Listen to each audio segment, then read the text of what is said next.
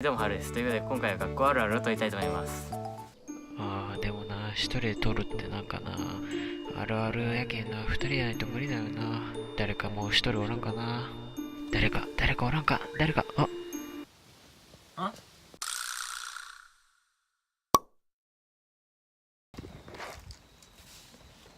し、さあ、俺こっちなの。そっち。おお、ブルーフィーズさんじゃないですか入って。ブルーフィーズさんじゃないですか。やめろブルーフィーズさんじゃないですか。かっこいい。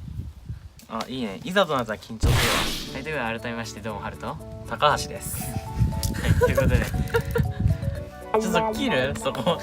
ちょっと切ろうぜ。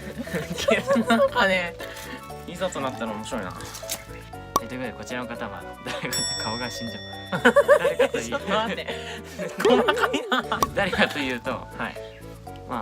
また新メンバーって思う人もいるかもしれませんが、こちらはちょっと動画がね最近ちょっと頻度が下がってきてるんで、はい。自分春樹じゃなくて自分が一緒の学校の、はいはい。助っ人って感じでここから出ていただく高橋くんです。高橋高橋くん高橋です。よろしく。絶対怒られるけど俺学校におるんよ。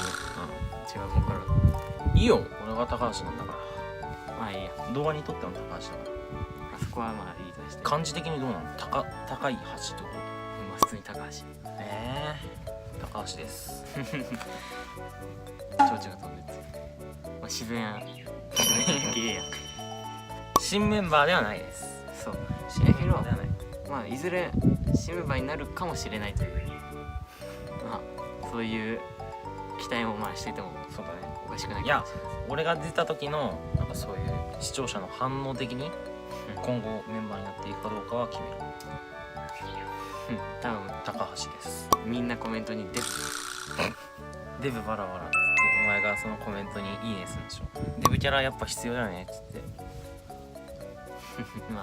それでアスレチックとか言ったらねちょっと面白そうだよね。いややっぱ俺 YouTube の間はデブキャラを徹しないといけないと。そうなんか前ダイエットするとか言ったけど全然してないね。